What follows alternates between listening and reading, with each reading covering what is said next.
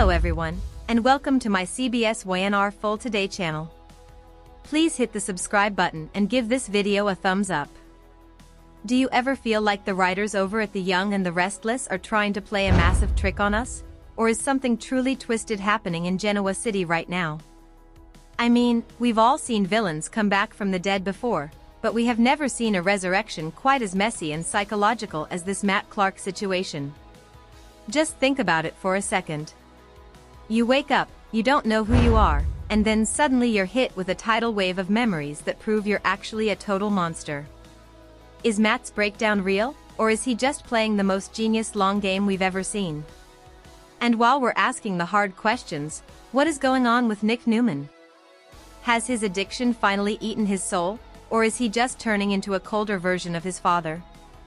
Today, we're going to really tear apart this memory flood and that cold-blooded betrayal Nick just pulled on Phyllis.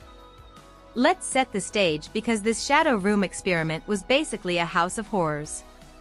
Noah Newman decided to recreate the very place where Matt Clark used to run a drug operation and torture people. The goal was to force Matt's memories back, and honestly, it worked a little too well. Matt was hit with flashbacks of every terrible thing he ever did to Sienna, Sharon, and the rest of the Newmans. But here's the kicker, instead of the arrogant villain everyone expected to see, Matt just completely collapsed. He wasn't plotting, he was panicking and begging for forgiveness. It's a wild psychological move because the Newmans were essentially performing a forced exorcism on this guy's brain.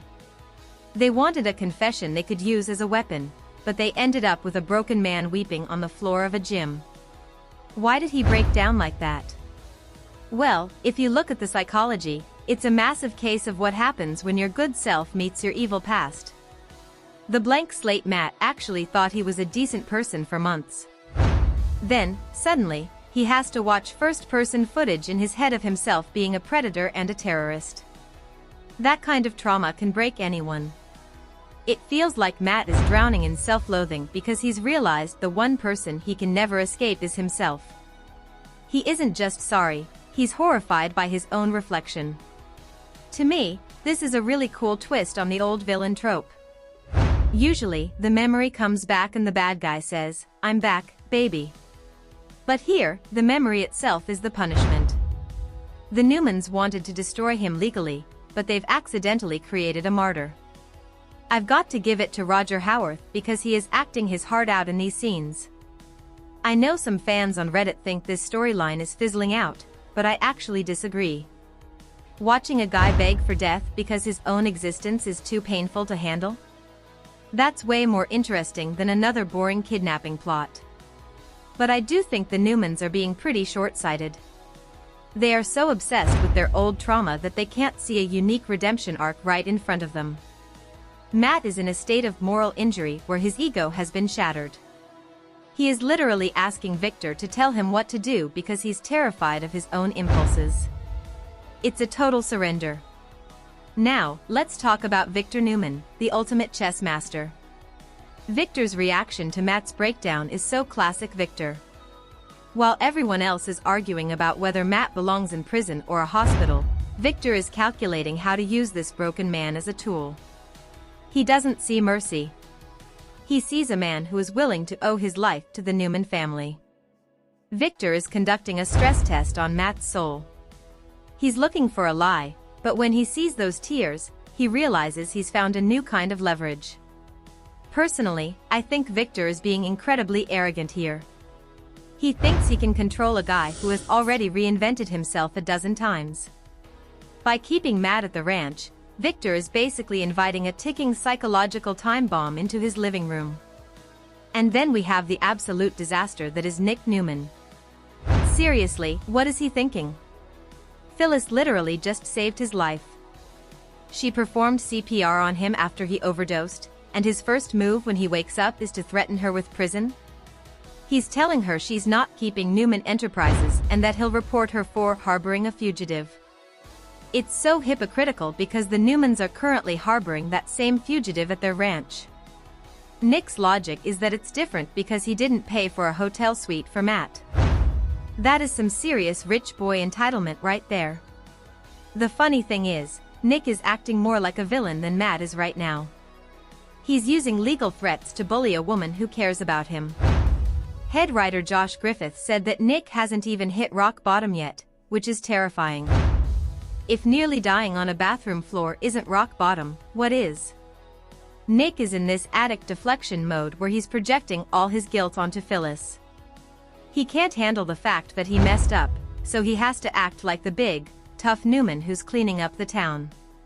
He's becoming the monster he claims to hate. I totally agree with Phyllis's rage here. She risked everything for him, and he's treating her like a criminal. We also have to look at why this is even happening. The writers admitted they are doing this remorseful Matt thing specifically to keep Roger Howarth on the show. It's a rebranding of evil. They're testing us to see if we can forget 30 years of rape and murder just because the actor looks sad. Can you really atone for what Matt did to Sharon in 1994 by hitting a punching bag? It's a huge gamble.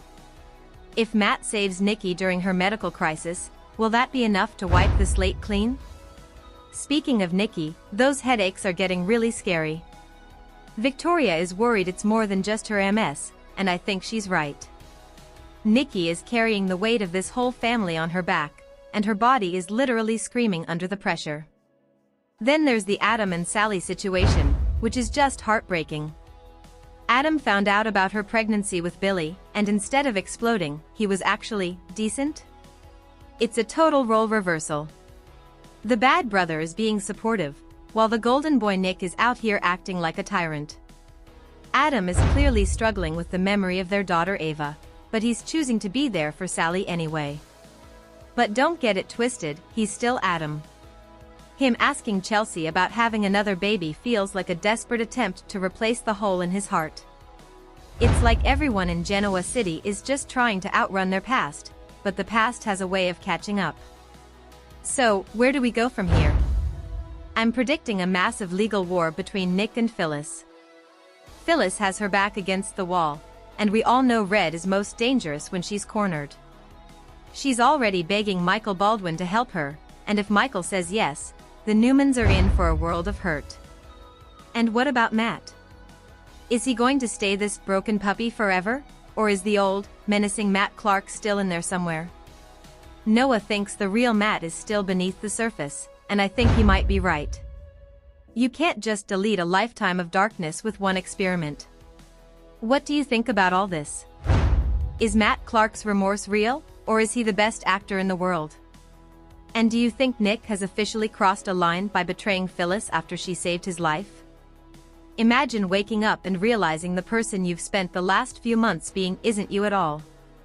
Or worse, what if you found out the real you was actually a violent predator that everyone in town has every right to hate? That is exactly the nightmare Matt Clark is living through right now in Genoa City. But we have to ask the big question, is this really a man suffering from a broken soul, or is it just the most brilliant performance in the history of daytime television? Was this really just a psychological breakdown, or is it something much more calculated? The Shadow Room experiment was supposed to be a trap. Noah Newman built a literal replica of the club where Matt once terrorized people. It was designed to trigger his dark side and force a confession. But when the memories finally flooded back, we didn't get a villainous laugh. We got a man who collapsed in tears, begging for the memories to stop. It was a sensory overload that backfired on the Newmans. They wanted to bring back a monster so they could put him in a cage, but they accidentally created a man who is horrified by his own reflection. It's fascinating because it shows that the Newmans might be more obsessed with the past than the villain himself. Why did Matt react this way? If we look at the analysis, it's a total case of psychological whiplash. For months, Matt has been living as a blank slate. He genuinely believed he was a decent guy. Then, all at once, his brain gets filled with first-person footage of himself raping Sharon and framing Nick for murder. Imagine the cognitive dissonance there. He can't reconcile the good man he thought he was with the rapist he now remembers being. This isn't just a plot twist, it's a total breakdown of his ego. Internally, Matt has to be feeling a level of self-loathing that most of us can't even imagine.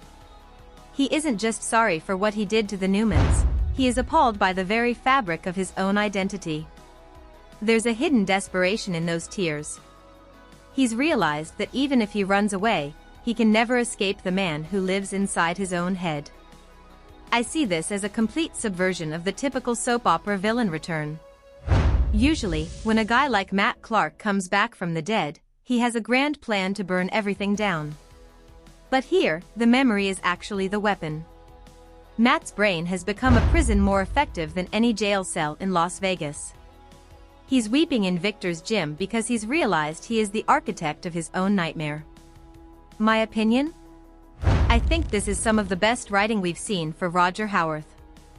I actually disagree with the fans on Reddit who are calling this a fizzled storyline. Watching a villain beg for death because his own existence is too painful is way more compelling than another generic kidnapping plot. However, I do think the Newmans are being incredibly short-sighted. They are so focused on their historical trauma that they can't see the potential for a truly unique redemption arc. They want a monster to fight, but they've been handed a broken human being. Psychologically, this is pure moral injury. Matt's sense of right and wrong has been completely shattered by the realization that his previous behavior violates every moral standard his new self holds dear. He's bargaining for his life with Victor not because he's afraid of dying, but because he's terrified of going back to being that other guy. When he asks Victor to tell him what to do, it's a total surrender of his agency. He's so scared of his own impulses that he wants a dictator to control him. He's basically asking Victor to be his moral compass because his own is completely broken. Now, we have to look at the trick side of this. Is it possible Matt is just playing the ultimate long game? Remember, this is a man who once got plastic surgery and changed his name to Carter Mills just to get close to Sharon and Nick. He is a master of disguise and manipulation. Victor Newman certainly sees it that way. While everyone else is debating whether Matt is a victim or a villain, Victor is calculating leverage. Victor isn't showing mercy in that gym, he's conducting a high-stakes stress test. He's looking for the crack that proves Matt is lying. When he says Matt is bargaining for his life, he's calling out the tactical advantage of being remorseful. Think about it, if Matt stays evil, he goes to prison for the rest of his life. If he stays broken and sorry, he gets to live at the Newman Ranch and maybe even avoid a trial. Internally, Victor is likely feeling a rare moment of predatory satisfaction. After 30 years, he finally has the man who tried to destroy his family weeping at his feet. But there's also a flicker of frustration there. Victor wants a villain he can crush, not a puppy he has to housebreak. It's hard to be the great protector when your enemy is just crying in the corner.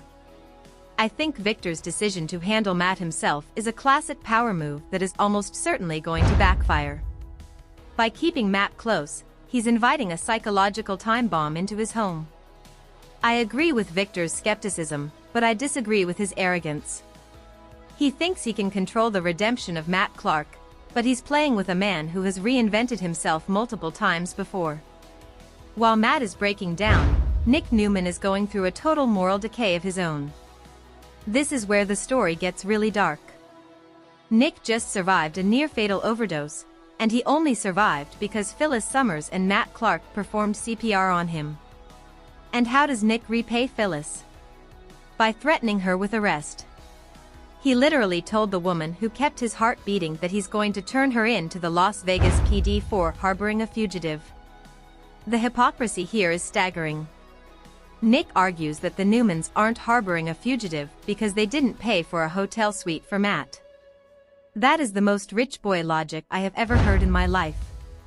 Nick's behavior is being driven by two things: his addiction and his inherited Newman entitlement. He feels weak because of the pills, so he has to act strong by crushing the person who cares about him most.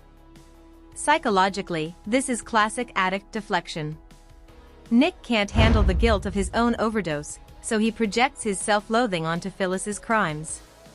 He's using the fugitive situation as a moral high ground to distract from the fact that he was nearly a corpse on a bathroom floor a few days ago. He's becoming the new Matt Clark while Matt is trying to be the new Nick. Think about it, He's using threats of legal destruction to manipulate a woman into submission. He is becoming the villain of Phyllis's story while trying to be the hero of his own. Phyllis has to be feeling a sense of betrayal that is almost visceral.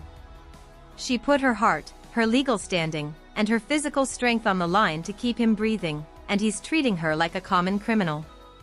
Internally, Nick is probably terrified that if he shows Phyllis any mercy, he'll have to admit how much he actually needs her.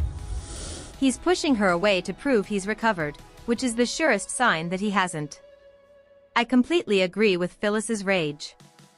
She's being gaslit by a man who literally owes his every breath to her.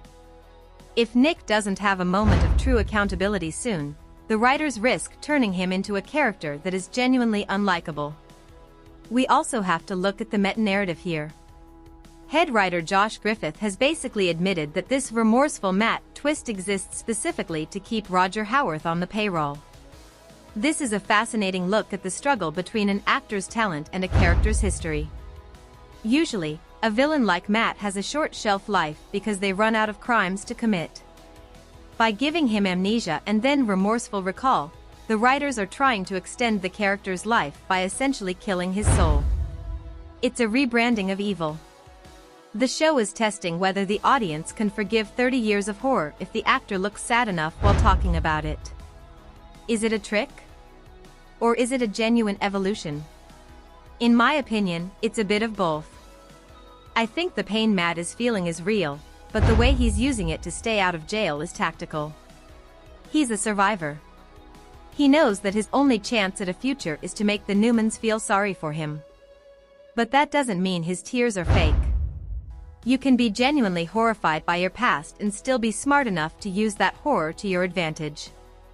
It's a complex psychological layer that makes the storyline work. If he was just a cackling villain, we'd be bored. But because he's a weeping mess, we're forced to ask ourselves, can a person ever truly change? The consequences of this are going to be earth-shattering for the rest of the family.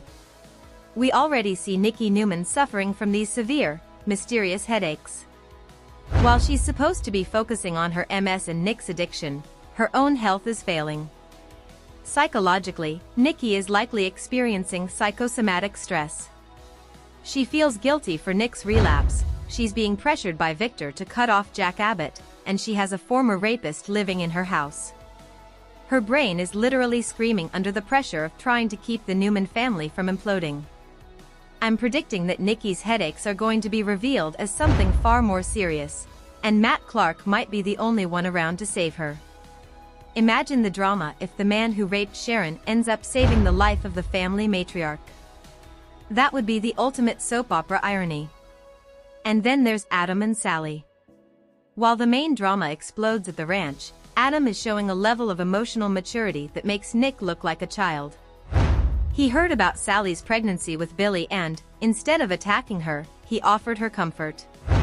He's acknowledging his grief over their lost daughter Ava, without letting it destroy Sally's current joy. It's a total role reversal. The bad brother is being the stable support system, while the golden boy is out here threatening women with jail. Adam is internally tortured, though. Seeing Sally pregnant with Billy Abbott's child is his personal version of hell. But he's choosing to be a good dad in spirit because he knows he failed Ava. There is still a hidden layer of jealousy, though. His sudden request to Chelsea about having another child is a transparent attempt to replace the loss he's feeling now that Sally has moved on. The escalation here is unavoidable. Phyllis is heading straight for Michael Baldwin, and she's not looking for a defense, she's looking for an offensive. If Nick wants to play the arrest card, Phyllis is going to play the expose the Newmans card. She knows where all the bodies are buried, and she has nothing left to lose. A red with her back against the wall is the most dangerous person in Wisconsin. Meanwhile, Victor's victory is dangerously premature. He thinks he's secured Newman Enterprises and tamed Matt Clark, but he's actually just surrounded himself with enemies and ticking time bombs. So, what do you think? Is Matt Clark's remorse a genuine spiritual awakening, or is he just the world's greatest manipulator?